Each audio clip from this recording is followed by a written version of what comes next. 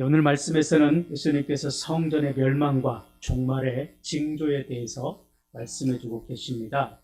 예수님께서 하나님의 임재를 경험해야 될 성전에서 서기관들이 자신의 욕심을 채우기 위해서 가난한 과부의 재산을 탐하는 그 모습을 보시고 한탄하셨습니다.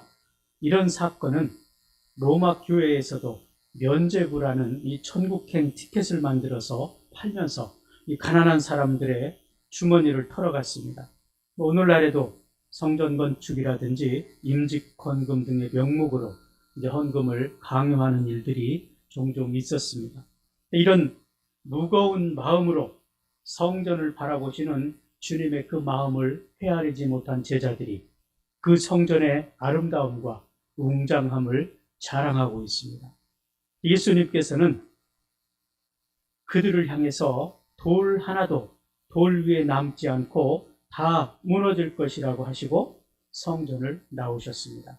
그리고 기드론 골짜기를 지나서 감람산 꼭대기에 이르러서 성전을 마주보며 거기 앉으셨습니다.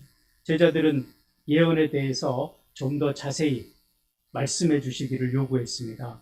질문은 두 가지였습니다. 첫 번째는 이런 일들이 언제 일어날 것인가? 두 번째로는 그것들이 일어나려고 할 때 어떤 징조가 나타날 것인지 이것이었습니다. 제자들은 지금 한 번도 경험해보지 못한 그 길을 가고 있는 것입니다. 그들의 이 생각 속에는 구약 성경에 나오는 예언의 말씀들만 알고 있기 때문에 예수님께서 하시는 말씀들을 이해하지 못하는 것입니다. 성전의 파괴와 인자가 다시 재림하는 그 종말에 관한 말씀은 도무지 받아들일 수도 없고 이해할 수도 없는 그런 말씀이었던 것입니다. 한 번도 경험해보지 못했기 때문에. 그래서 예수님께서 하신 말씀이 이해가 가지 않습니다. 그들의 생각 속에는 세상의 중심이 성전인데 이 성전이 그렇게 견고하게 지어졌는데 그 성전에 돌 하나도 남지 않고 다 무너뜨릴 것이라고 주님께서 말씀하셨기 때문이죠. 그때 제자들이 물은 것입니다. 어느 때에 이런 일이 일어날 것이고 그 일이 일어날 때에 어떤 징조가 나타날 것인지 그 질문을 한 제자들의 이름이 기록되어 있어요. 베드로와 야고보와 요한과 안드레라 그랬습니다. 핵심 멤버들입니다. 다른 모든 제자들도 생각이 다르지 않았을 것입니다. 예수님께서는 그 징조를 말씀하시고 이는 재난의 시작이라 그랬습니다. 오늘 8절 마지막 절에서 그렇게 말씀하시죠. 제자들의 질문을 받은 주님께서 그 징조에 대해서 세 가지를 말씀하셨습니다. 첫 번째 징조는 종교적인 미혹의 증가입니다. 5절 6절에서 말씀하셨죠. 예수께서 이르시되 너희가 사람의 미혹을 받지 않도록 주의하라. 많은 사람이 내 이름으로 와서 이르되 내가 그라하여 많은 사람을 미혹하리라. 수많은 이단들이 생겨났다 없어지기를 반복하고 있습니다. 지금도 그렇습니다. 말세를 지나며 계속해서 끊임없이 이런 일들이 일어날 것이라고 말씀하고 계시는 것입니다. 스스로 그리스도라고 하는 자들이 많이 나타날 것이라는 거죠. 그리스도인 것처럼 절묘하게 모방하는 자들이 일어날 것인데 거기에 속지 말라고 분명하게 말씀하고 계십니다. 그럼에도 불구하고 수많은 사람들이 거짓 그리스도에 속아서 어려운 고난 속에 살아가고 있는 것을 보게 되죠. 세상의 종말은 사람이 내 이름으로 와서 이르되 내가 그라하여 많은 사람을 미혹하리라. 세상의 종말이 가까이 오면 올수록 이단들의 출현이 많아질 것입니다. 이단들의 특징은 자기 스스로 그리스도라 칭하는 것입니다. 세상을 구원할 구세주로 자기를 소개하고 있습니다. 그들이 진짜 그리스도라면 사람을 굳이 미혹할 필요가 없습니다. 있는 그대로 보여주면 되기 때문에 그렇죠. 그러나 그들은 가짜이기 때문에 온갖 수단과 방법을 동원해서 사람들을 미혹하는 것입니다. 예수님께서는 이단의 미혹에 결코 흔들리지 말라고 말씀하고 계시죠. 이단에 미혹받지 않는 방법은 오직 하나님의 말씀 위에 뿌리를 내리는 것입니다. 그러나 이단들은 말씀에 자꾸 어떤 새로운 것들을 덧입힙니다. 그래서 기존의 것들은 밋밋하게 만들어. 기존의 음식은 맛이 없게 만듭니다. 새로운 양념을 쳐서 더 맛있는 것들이 여기 있으니 여기로 오라고 말합니다. 많은 사람들이 거기에 혹한 겁니다. 우리들은 늘 새로운 것을 추구하죠. 드라마 같은 경우에도 보면은 자꾸 새로운 것들을 추구합니다. 보통 이제는 드라마 같은 경우에도 일반적인 이야기 가지고는 시선을 끌지 못합니다. 그래서 자꾸 사후의 세계를 적용을 하게 됩니다. 거의 귀신이 나오고 죽은 사람이 나타나서 대화를 하게 되고 이런 일들이 일상이 되어버렸습니다. 그렇지 않으면 사람들이 관심을 주지 않기 때문에 그렇습니다. 뭔가 새로운 힘, 더 강력한 것들을 요구하고 있습니다. 이것이 인간의 속성이죠. 이단들의 특징이 그것입니다. 기존의 말씀 가지고는 하나님을 온전히 믿을 수 없다고 유혹하는 거죠. 사람들이 사기를 당하는 유형을 보면 마찬가지. 높은 수익률을 보장해 준다고 이야기합니다. 예를 들어서 1,000만 원을 투자하면 300만 원을 이자로 주겠다는 거예요. 얼마나 달콤한 유혹입니까? 그래서 많은 사람들이 그럴까? 알면서도 속는 거예요. 이단의 특징이 그것입니다. 새로운 것, 더 많은 것들을 얻을 수 있다고 유혹합니다. 그래서 많은 사람들이 거기에 넘어가게 되는 거죠. 마찬가지예요. 진리의 말씀 위에 새로운 것을 덧입혀서 자신들만의 특별한 것이 있다고 선언합니다. 거기에 혹하게 돼요. 이런 일들이 종말의 때에 끊임없이 일어날 것이라고 말씀하고 계시는 것입니다.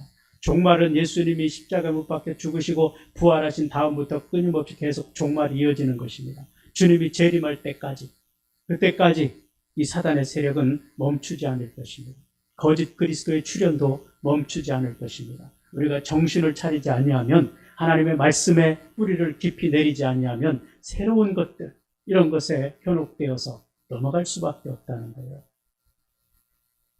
두 번째 징조는 사회적인 혼란을 말씀하고 있습니다. 7절, 8절의 말씀에서 그 이야기를 하죠. 7절에 보면 난리와 난리의 소문을 들을 때에 두려워하지 말라. 8절에 민족이 민족을, 나라가 나라를 대적하여 일어나겠고 곳곳에 지진이 있으며 기근이 있으리니. 특히 전쟁의 증거를 들고 있습니다. 전쟁이 빈번하게 일어날 것이라는 거죠. 지금도 표면적으로는 평화를 내세우고 있지만 갈수록 무역 전쟁 등으로부터 시작해서 전쟁의 소용돌이 속에 빠지고 있습니다. 얼마 지나지 않은 시대에 세계전쟁이 2번 일어났습니다. 국가와 국가의 전쟁도 계속되지만 같은 민족끼리도 이런 일들이 일어나죠. 지금도 미얀마에서 유혈 사태가 벌어지고 있습니다. 이런 일들이 끊임없이 반복될 거라는 겁니다. 그래서 8절에서 주님께서는 종말이 다가오면 이런 일이 일어날 것이라고 말씀하는 거예요. 민족이 민족을, 나라가 나라를 대적해서 일어나겠고 곳곳에 지진이, 기근이 일어날 것이라. 이것은 재난의 시작입니다. 미국과 중국을 비롯한 이 강대국들을 중심으로 세계가 보이지 않는 전쟁을 끊임없이 하고 있습니다. 지금도 세계 곳곳에서 기근이 일어나고 있고 지진 등 각종 재해가 끊이지 않습니다. 우리는 이 환경오염이 심각함을 보게 되죠. 결국에는 이렇게 가다가 지구가 멸망될 것을 우리는 알고 있습니다. 그러나 이것이 끝이 아니라 시작이라고 말씀하십니다. 이때를 준비하라는 말씀이죠. 세 번째 징조는 자연재앙입니다. 지진이 일어나는 아무런 대책이 없어요. 감당할 수가 없습니다. 쓰나미가 일어날 때 그저 바라만 보고 있어야 되는 그런 상황이죠. 그런 일들이 점점 증가할 것이라는 거예요. 배고파 죽는 사람, 이런 거는 이제 마지막에 연관된다는 거. 우리가 기억해야 될 것입니다. 마지막 뒤에 14절에 가보면 그랬습니다. 멸망에 가증한 것이 서지 못할 곳에 선 것을 보거든 읽는 자는 깨달을지니라. 그때에 유대에 있는 자들은 산으로 도망할지어다. 멸망에 가증한 것이 서지 못할 곳에 서게 될 때 바로 종말의 때라고 이야기합니다. 예루살렘 성전이 하나님을 찬송하고 하나님께 예배해야 되는 곳인데 그 성전에 이방인들이 들이닥쳤습니다. 성전 제단 위에서 돼지를 잡고 그 제단에 제우스를 위한 신을 만들어 버렸습니다. 이 일은 유대인들에게 엄청난 충격이었죠. 그런데 앞으로 올 종말의 때는 더 심각한 일이 벌어질 것이라는 거예요. 하나님의 말씀을 전하는 사람들이 사사로운 욕심을 바꿔서 복음을 전할 것이다. 이것이 바로 멸망에 가증한 것이라는 겁니다. 진리를 추구하지 못하고 물질주의와 성공주의를 추구하는 것입니다. 그 결과 탐욕에 물든 목회자들의 비리가 세상에 드러나게 됩니다. 성도들의 타락함이 드러나게 되는 거죠. 거짓을 밥 먹듯이 합니다. 주님은 이것이 멸망에 가증한 것이라고 이야기하는 거예요. 이런 일들이 일어나면 그때가 세상에 종말이 가까운 줄로 알라라는 겁니다. 이렇게 어지럽고 혼탁한 시대를 살아가고 있는 우리는 어떤 자세를 가져야 되는가? 10절 말씀에서 보면 복음이 먼저 만국에 전파되어야 될 것이라고 했어요. 종말의 때를 살아가는 사람들의 자세로 복음을 전하라는 시간이 없기 때문입니다. 지구상에는 아직도 복음을 한 번도 접해보지 못한 종족이 많이 있습니다. 그들의 언어로 성경이 번역되지 않았습니다. 또 마음이 강팍해서 하나님의 말씀을 듣지 않는 사람들이 있습니다. 우리의 가족이고 이웃입니다. 그들에게 우리는 힘을 다해서 복음을 전해야 되고 그들의 영혼을 위해서 끊임없이 기도해야 될 것입니다. 더욱 간절한 마음으로 기도해서 복음을 전할 수 있도록 힘써야 될 것입니다. 주님께서는 말세를 살아가는 자들에게 그렇게 말씀하십니다.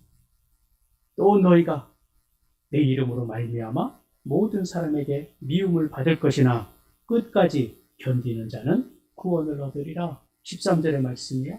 주님은 끝까지 견디라고 말씀하십니다. 여러 가지 환난과 고난이 오지만 끝까지 견디는 자, 그에게 축복이 있을 것이라는 거예요.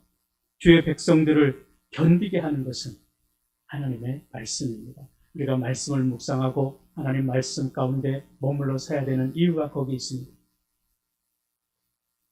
이 스웨덴의 셀마 라겔레프라는 작가가 진홍 가슴새의 비밀이라는 책을 썼습니다.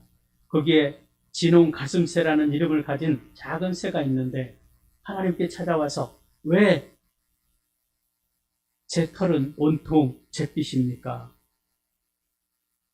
그렇게 묻습니다. 그러자 하나님께서 내가 진정한 사랑을 베풀 수 있게 될 때 그 이름에 합당한 털을 가지게 될 것이라 그렇게 말씀합니다.